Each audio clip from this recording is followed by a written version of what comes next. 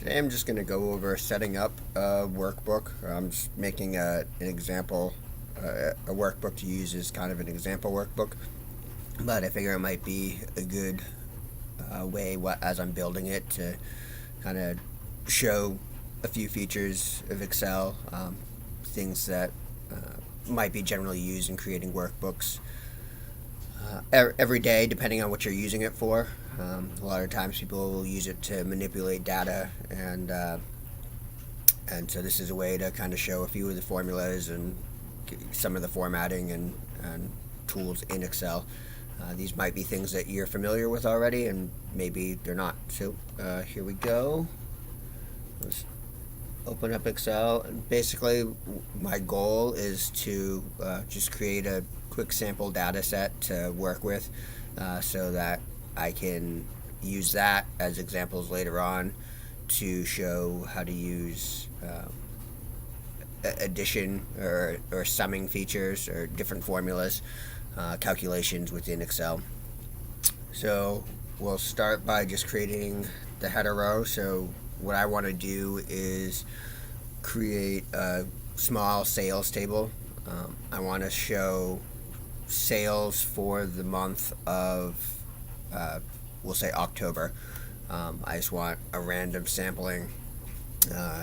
It doesn't matter what I have for numbers in there since it's just an example.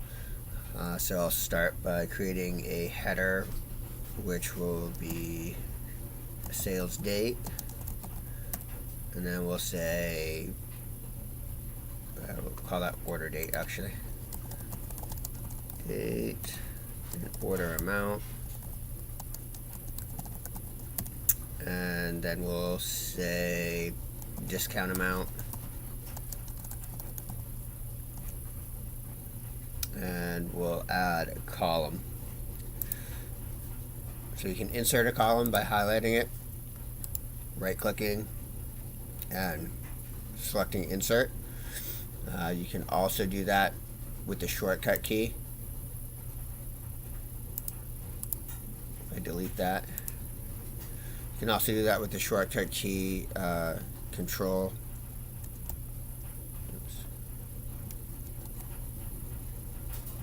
Shift plus sign. So Control Shift and plus sign will also do that. Shortcut key. So we'll say order date, order amount, discount amount, and we'll say order number. So you can see that my columns don't fit everything in there. If I want to change the width of all of them, I can highlight all of the columns and double click on when I get to the edge of a column. See how the arrow changes to the two arrows pointing outwards? If I double click, it'll auto size for all of the columns there.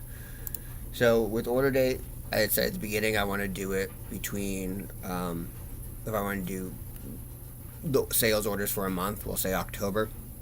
In a typical situation, you're not going to have an order every day necessarily. So what we can do is get a random date within the month of October. Dates are stored in Excel as a number. So what we're going to do here is do a range between two numbers. If I use this cell over here, I'll just pick F2 randomly to make it a little bit easier to generate this. We'll say 10/1 because that's the first date that we want to include, and then we said to the end of October, so we'll say 10/31. So these are the two dates. I want to get random numbers in between these two. We'll say we want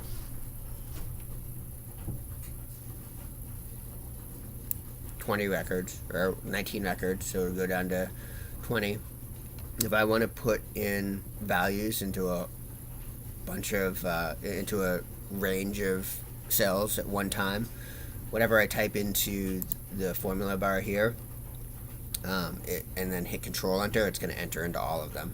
So we're going to use the rand between formula. So equals rand between, and then I've got my two cells to reference. So say October 1st and October 1st. Stop it.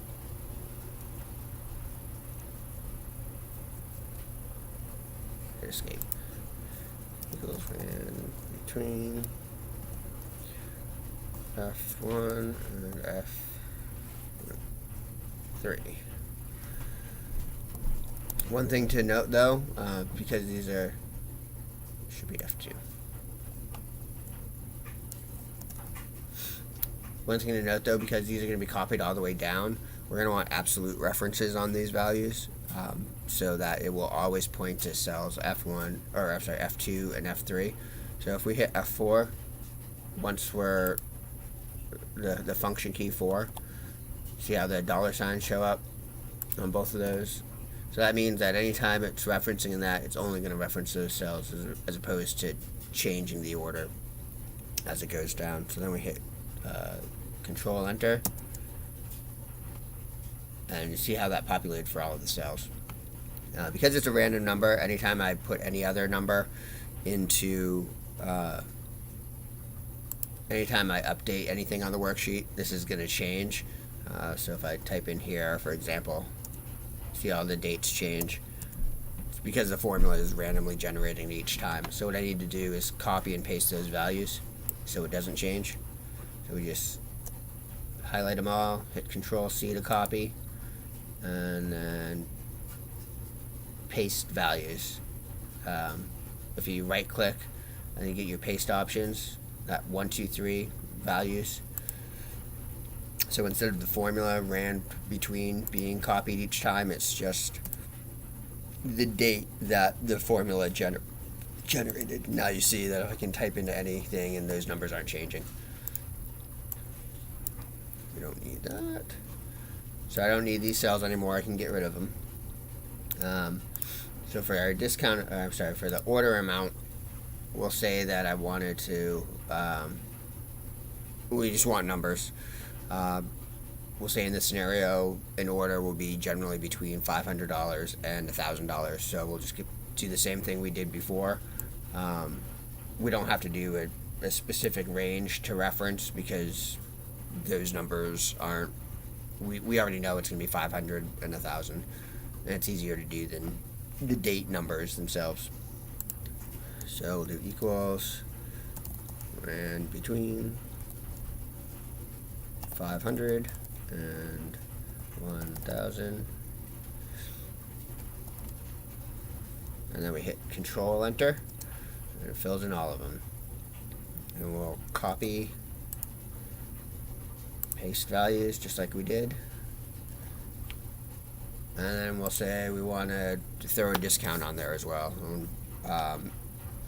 For our example, we'll say that,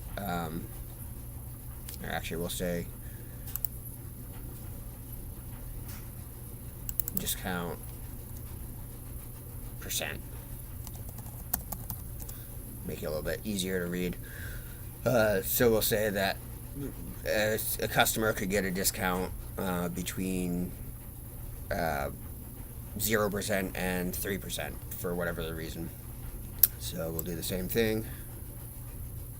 We'll do that. And between 0, 3. And I accidentally didn't hit Control Enter, so we can just copy that down. Same thing. And order number doesn't really matter here. This is just an identifier that we're going to do. So we'll say up top, we'll say ABC. We'll pretend that the company prefixes all their orders with ABC, and we'll just put 1, and we'll copy it down so it's different. When you autofill down, it's going to fill a series. Notice how it increased by 1 each time. You can change that at the bottom here. If I wanted it to just be ABC1 all the way down instead of, I could change that to copy cells, or you can see that you have other options here. But we did in this case want the series to fill, so we're going to keep that. And looks like all we need to do now is update this so that it is not a random number each time. So copy and then paste values. And you'll see that this is in dollars. We don't want it in dollars. We want it to be a percent. And hit escape to get rid of that copy dotted outline. If we come up here, change, just click this. Whoops.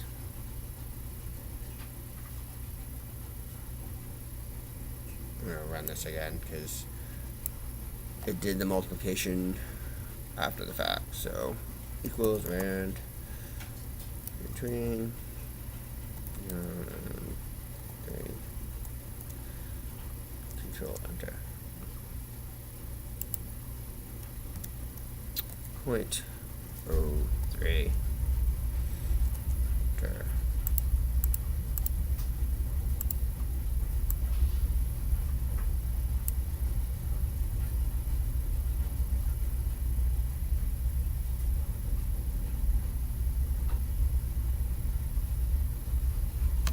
Clear this formatting. Over here, clear button. You can clear all, clear formats, clear contents.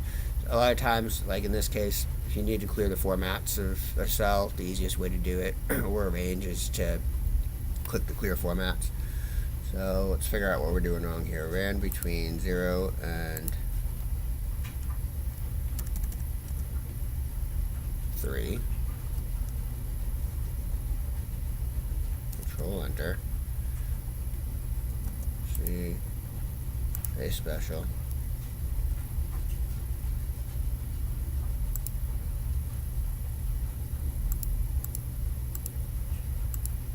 So it's taking that right away and changing that 3 to, so we will do this.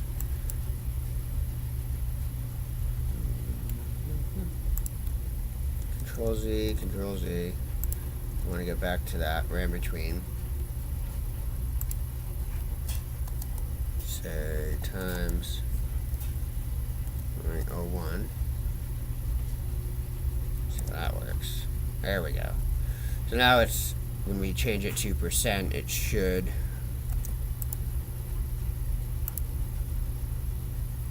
give us what we're looking for. There we go. So what I did there was I just changed that random and multiplied it by 0.01, so it moved the decimal point, so that once we change it to a percent, it would change over to the actual 1% versus the 100%, or 3% versus the 300%. Alright, so now we got our percentages and our order amounts. Our order amounts we want to be in dollar sign. Order number, order date, all of the formulas are gone. That's what we want. So this sheet is set up exactly as we want it. So now I can use this later on in an example to show how to demonstrate using certain calculations. So, you know, summing up this, multiplying these to get the order amount. If we wanted to add a sales tax field, we could do that as well. We'll do that now. Sales tax. And then can insert a row up here. Right click, same way we did with the column. Right click insert, or you can use a shortcut key as well. Insert one more. And then actually we'll call that sales tax. Call this sales tax. No.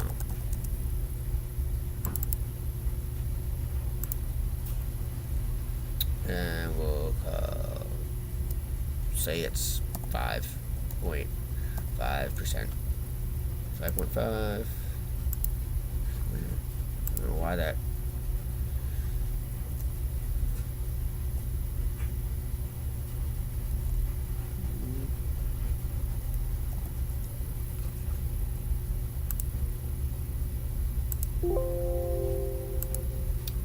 Formatting is just kicking my butt this morning.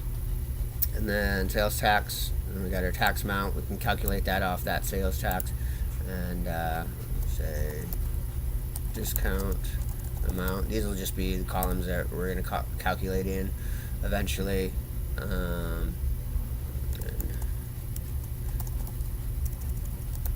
Net price.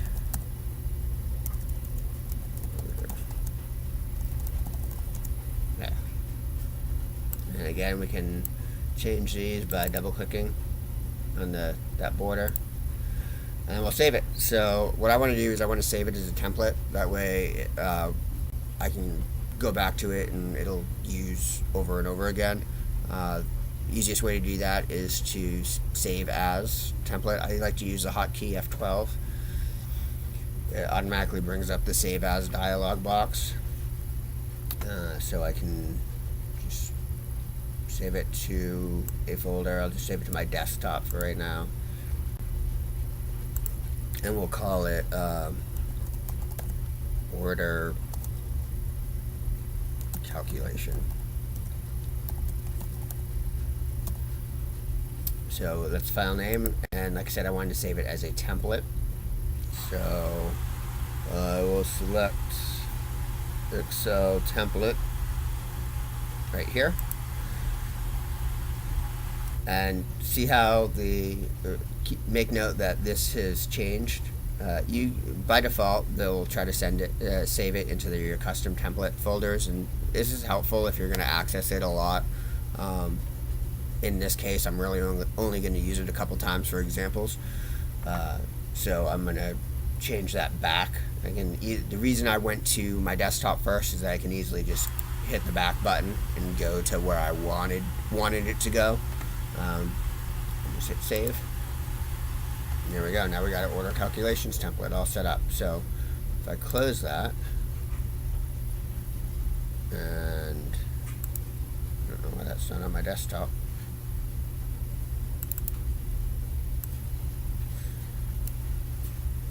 Might be on my other screen. So if I close that, open up order calculations.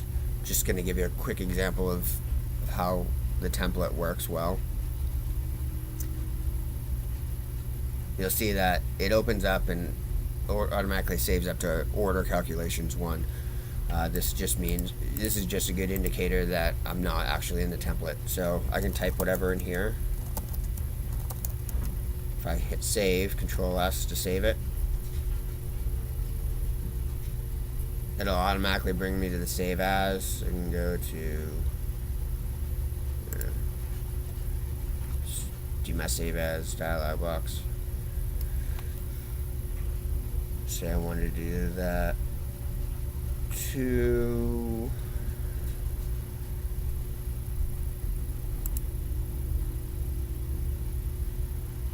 my desktop again. Let's call it order calculations 1. See, it's Excel workbook, not a template. I close that, and I open up my order calculations template again.